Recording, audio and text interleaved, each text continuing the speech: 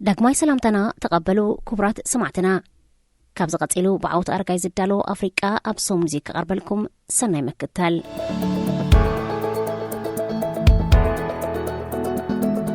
إثيوبيا كينات تقراي داغماي تولعو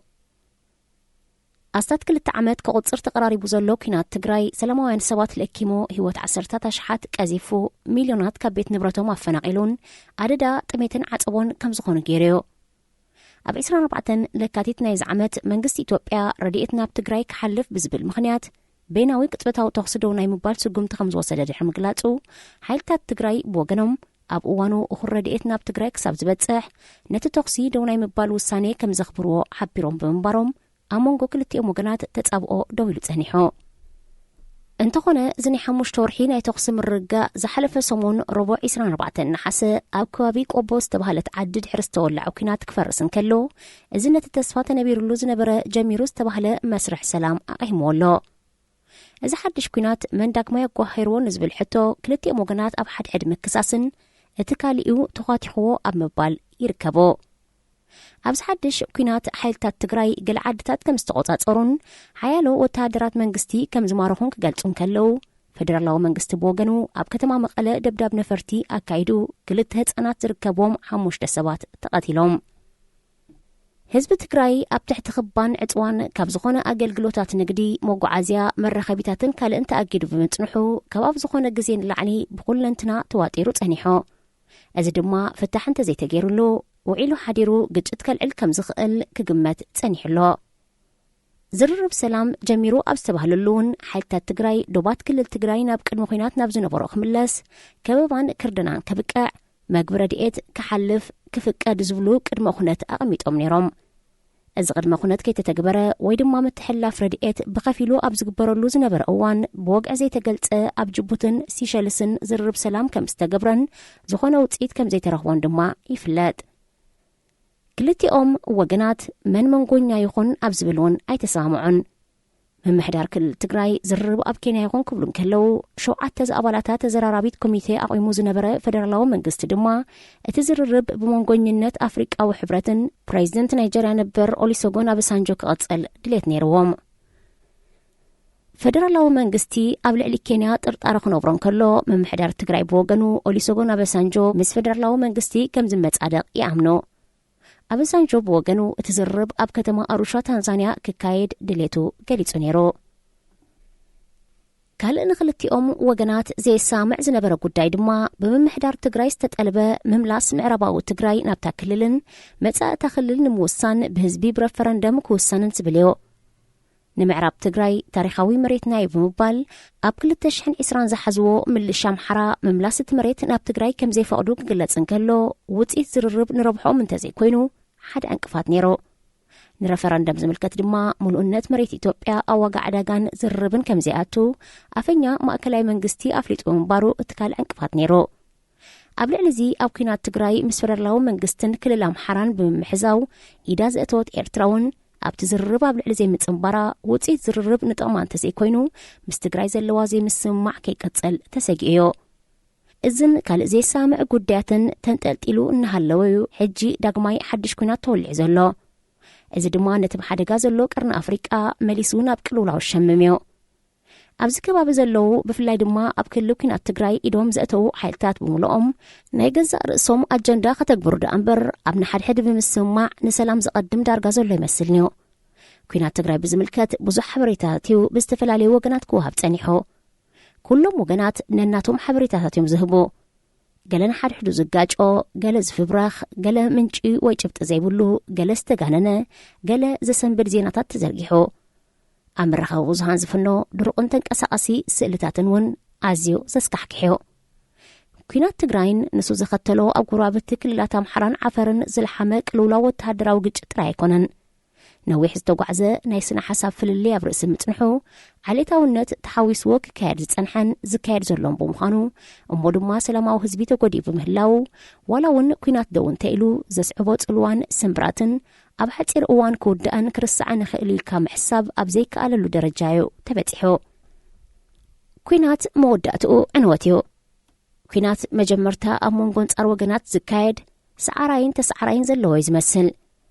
ዝሰዓረ ወገን ንግዚኡ ስዒረሉ ክሕጎስ ይኽእልዮ ይርአውንዮ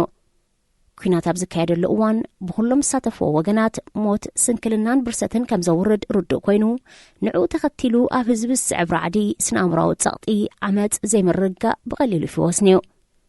ሕጂ ንኻልኣይ ግዜ ኩናት ተኸፊቱ ዝብል ዜና ምስ ተቓልሐ ህዝቢ እንታይ ተሰሚዕዎ ንምፍላጥ ኣገልግሎት ዜና ድምፂ ኣሜሪካ ቋንቋ እንግሊዝ ምስ ተቐማጦ ከተማ ኣዲስ ኣበባ ተዘራሪባ ነይራ ዳርጋ ኩሎም ርእቶኦም ዝሃቡ ድማ ዝርብ ሰላም ውፅኢታዊ ክኸውን ተስፋ ብዝነበሮም ግዜ ዳግማይ ኩናት ምኽፋቱ ከም ዘጓሃዮም ገሊጾም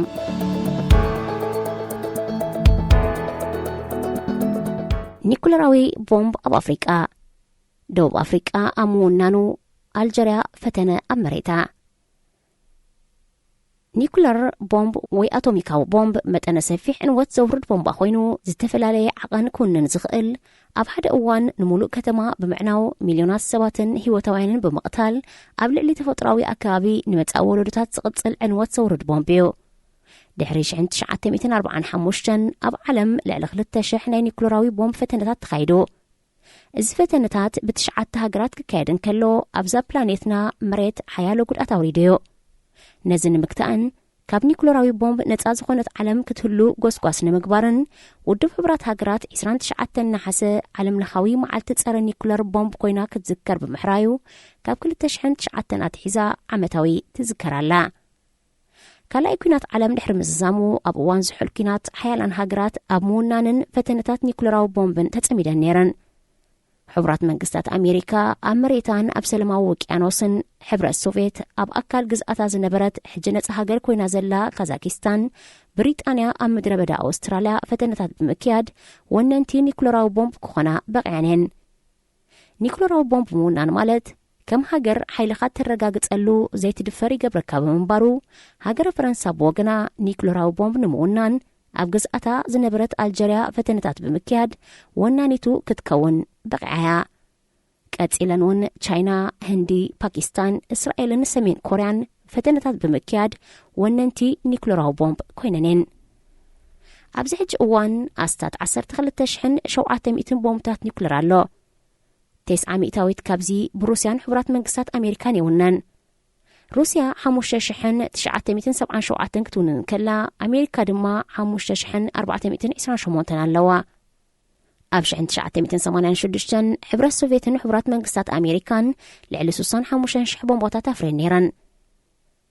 ድሒረን ንውሕስነት ዓለም ቦምባታት ከጉድላ ብዝገበረኦ ስምዕ ኣብዚ ሕጂ በፂሐንኦ ደለዋ ደረጃ በፂሐን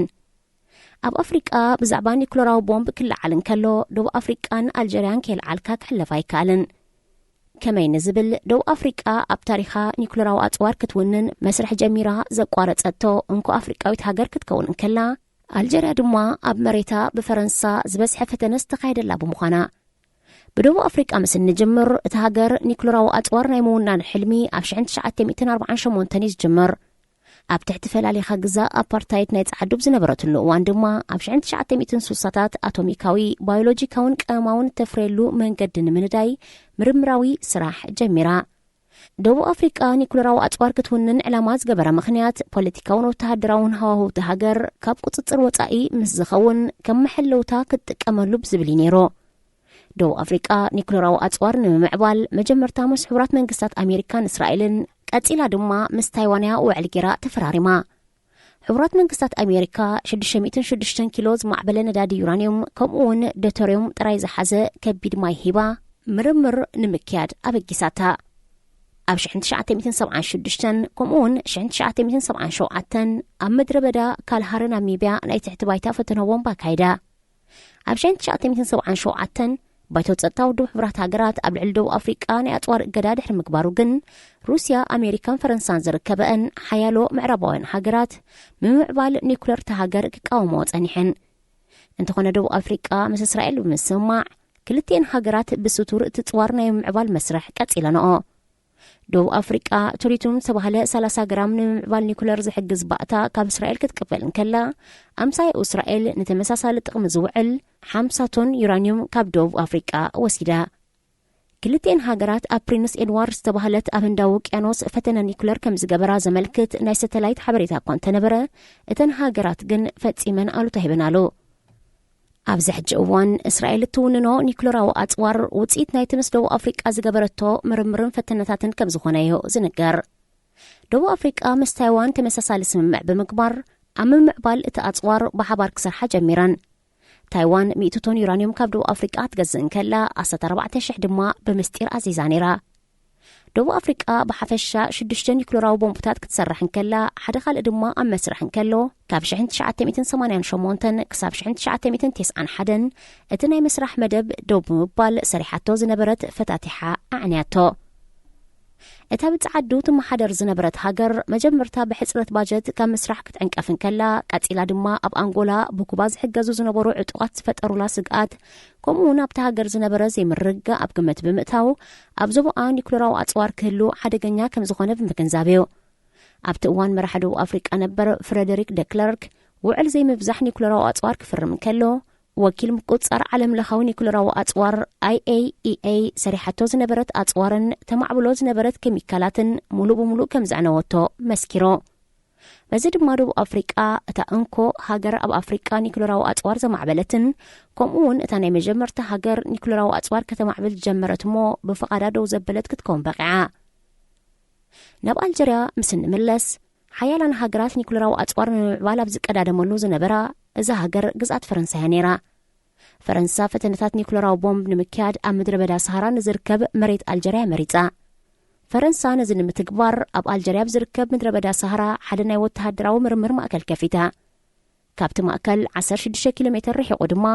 ሓንቲ ናይ ቦምብ ፈተነ ዝካየደላ ታንክታት፣ ከበድቲ ኣጽዋር፣ ናይ ሰብ ቅርፂ ዝሓዘ ባምቡላታት ዝሓቆፈት ንዕላማ ዝኸውን መፈተኒ ማዓስከር ሰሪሓ።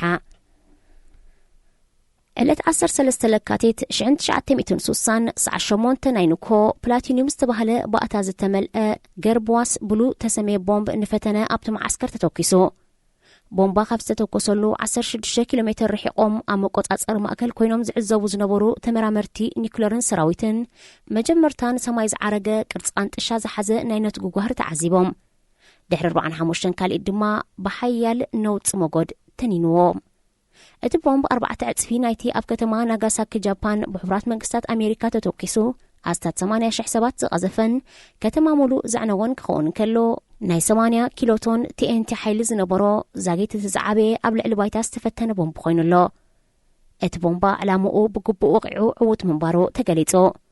ድሕሪ እቲ ፈተነ ፕሬዚደንት ፈረንሳ ቻርልስ ደጎል ናብ ሚኒስተር ምክልኻል ሃገሩ ኣብ ዝለኣኾ መልእኽቲ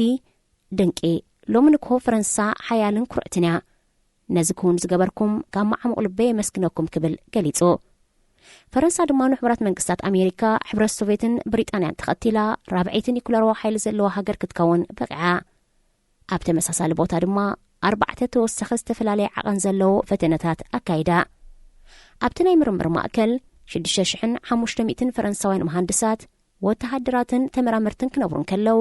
3,500 ድማ ነቲ ማዓስከር ኣብ ምስራሕ ብጉልበት ዝሳተፉ ዝነበሩ ኣልጀራውያን ነይሮም። ካብቲ ቦምባ ዝተተኮሰሉ 50 ኪሎ ሜትር ርሒቓ ሓንቲ ሬጋን ዝተባህለት 6,000 ሰባት ዝቕመጡ ዓዲ ነይራ።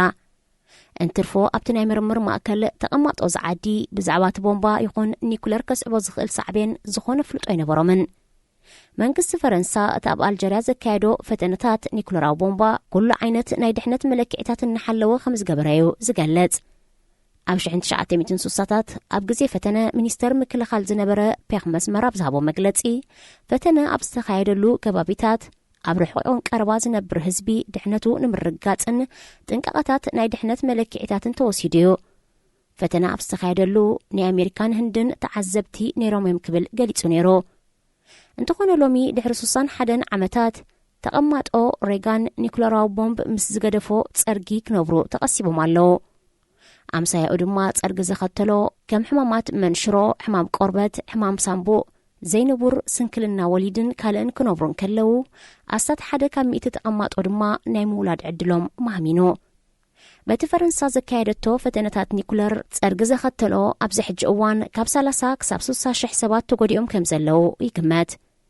ኣብ ልዕሊ ሓንጠ ለበጊዕን ከምኡውን በቲ ከባቢ ካብን ናብን ናይ ዝፈልሱ ኣእዋምን ስነ ህይወታዊ ስሱንነት እንስሳታት ዘገዳም ከም ዘባደሞ ተገሊጹ። فرنسا نتي نيكلراو بومباتات كتفتنون كلا غازيطنيات يخونو قداماوين تعذبتي كيريو كالكيلا بمباران تمرامرتن سبمز سراويتن نتفتن زورودو قصبتاو عنوة ملكيتوم زكايدو مصنعتن نافز بي قلوع كيكون تخلكيلو كمزرلويو زقلات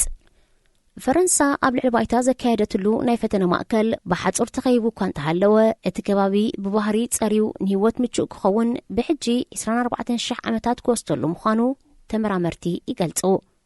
بزي مخنيات دما فرنسا اتخباب ختصريو كاب منغست الجيريا صاوعيت يقربلالو فرنسا نيكلوراو فتنه المكيار استقمتلو مساريحتات زبزح اب تحت بايتا 5 قبرتها تقلص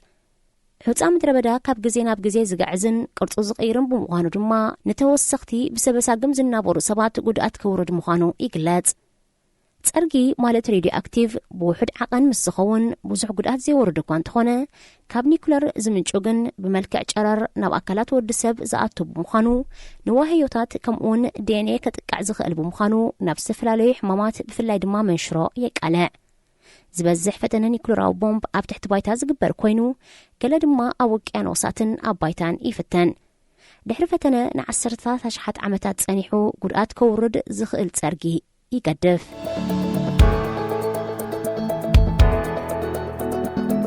حزب افريقيا مرحتو اغلغلتو خمزخونو كمهارلوم بروفيسور لومومبا كيناو بروفيسور باتريك لوتشي لومومبا بان افريقاويو مالت افريقا وسمعت زلو نعبيت افريقا زحلم ابسفلاليو اغاطاميتات بفلاينا منسيات بمتكوار ابزهبو مدرتات افريقاوያን كبرابرو نهاجراتهم نهاجرومن مصوعتا زغبر ናይ ሕጊ ምሁር መምህር መዳርን ሰበኸኒዮ ፓትሪክ ሉሙምባ ዘስምዖ መደረ ማራኺ ብዝኾነ አገባብ ዘቅርቦ ኮይኑ በአፍሪቃውያን ብፍላይ ድማ መንስያት ተፈታውነት ዘጥር ዘሎ ፕሮፌሰር እዩ ኣብ ዘስምዖ መደረታት አህጉር አፍሪቃ ብሰንኪ ብልሽውና ግጭታትን ኩናትን ድኹምን ሁኪን ምሕደራ ስስዐ መራሕቲ ዝንቡዕ ቁጠባ ወፍርን አተአላልያን ዘኸተሎ ምዃኑ ይገለጽ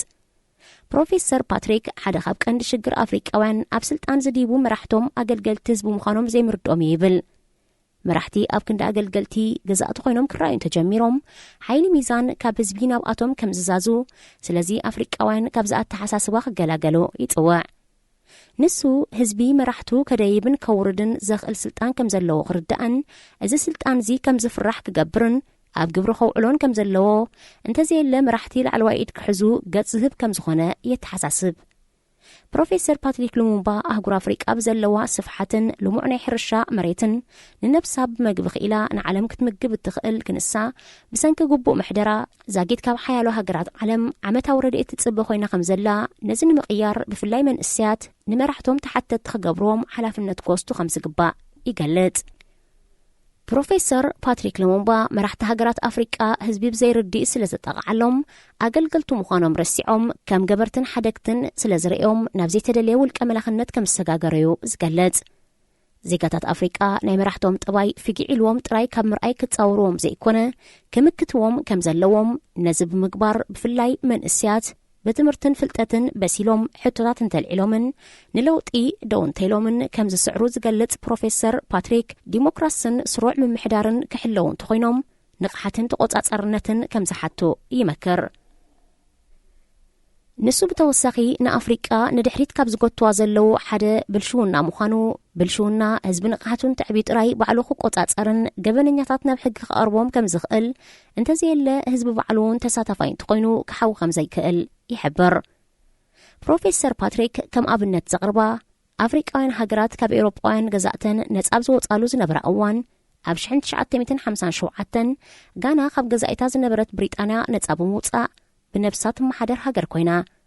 መራሒ ኮይኑ ዝተመርጸ ሓደ ካብ ቀዳሞት መራሕቲ አፍሪቃ ቀዳማ ሚኒስተር ኳሜ ንክሩማ ኣብ ዘስምዖ መደረ ተበራቢርና ኢና ሕጂ ዳግማይ ኣይክንድቅስን ኢና ካብ ሎሚ ትሒዙ ድሕሪ ሕጂ ሓዳስ አፍሪቃ ዘላ ክንሃንጻይና ከንዕብያይና ኢሉ ክብል የዘንቶ እዚ መደረ እዚ ካብ ዝበሃል 65 ዓመታት ኣሕሊፉ ኣብ ሓያሎ ክፋላት ዓለም ኣዝዩ ብዙሕ ለውጥታት ተገይሩ ኣህጉር አፍሪቃ ግን ኣብ ብዙሕ መዳያት ዛጊት ኣብ ኩነተ ድቃስያ ዘላ ንድሕሪት ተሪፋ ቅድሚ 64 ዓመታት ዝነበረ ጸገማት ሕጂ እውን ይዝረበሎም ኣሎ ዓመተ 2022 ኮይኑ አፍሪቃ ገና ብዛዕባ ዘለዎ ዓቕምን ክትገብሮ ትኽእል ነገራት ምዝራብ ሓሊፉ ዝውሰድ ሱር በተኻዊ ተበግሶ ከም ዘየለዩ ዝገልጽ እዚ ኩሉ ዓመታት ሓሊፉ ጸገማትካ ገዛእቲ ሃገራት ዝተኣታተውልና ኢልካ ምምኽናይ ግዚኡ ዝሓለፎ ኣዘራርባ ከም ዝኾነ ኣብዚ ሕጂ እዋን ከምዚ እንተገበርና ወይ ከምቲ እናበልካ ግዜ ምጥፋእ ትርጉም ከም ዘይብሉ ነዊሕ ዓመታት ዝተዘርበሉ ከም ዝኾነ ኣህጉር ኣፍሪቃ ሙሉእ ዲሞክራሲ ብምትእትታው ኣብ ስራሕ ክጽመድ ግዚኡ ከም ዝኾነ ይጽዋዕ። ፕሮፌሰር ፓትሪክ ሎቺ ናይ ሕጊ ምሁር ኮይኑ ኣብ ቤት ትምህርቲ ሕጊ ኬንያ መምህር ክኸውን እንከሎ ኣብ መንግስቲ ኬንያ ድማ ከም ዳይሬክተር ጸረ ብልሽውና ኮይኑ ሰሪሑ ነይሩ።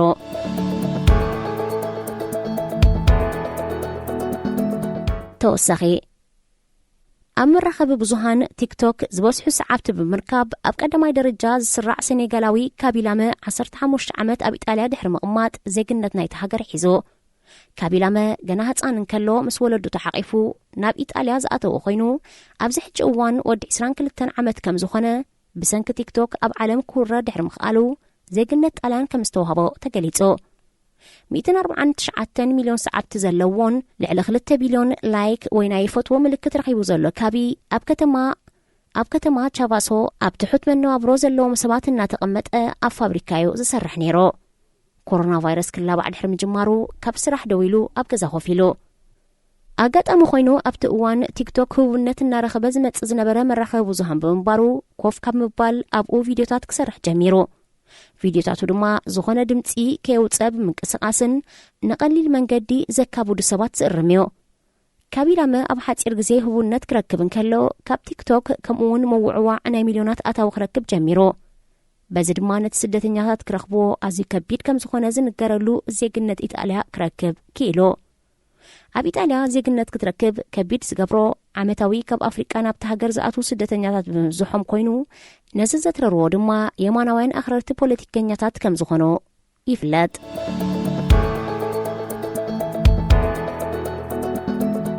ዝኸበርኩም ሰማዕትና ብዓወት ኣረጋይ ዝተዳለወ ናይ ሎሚ ኣፍሪቃ ብሰሙን እዚ ኣብ ዝተፈጺሙሎ ዝመጽእ ሰሙን ብኻልእ ትሕዝቶ ክሳብ ንራኸብ ሰናይ ቅነ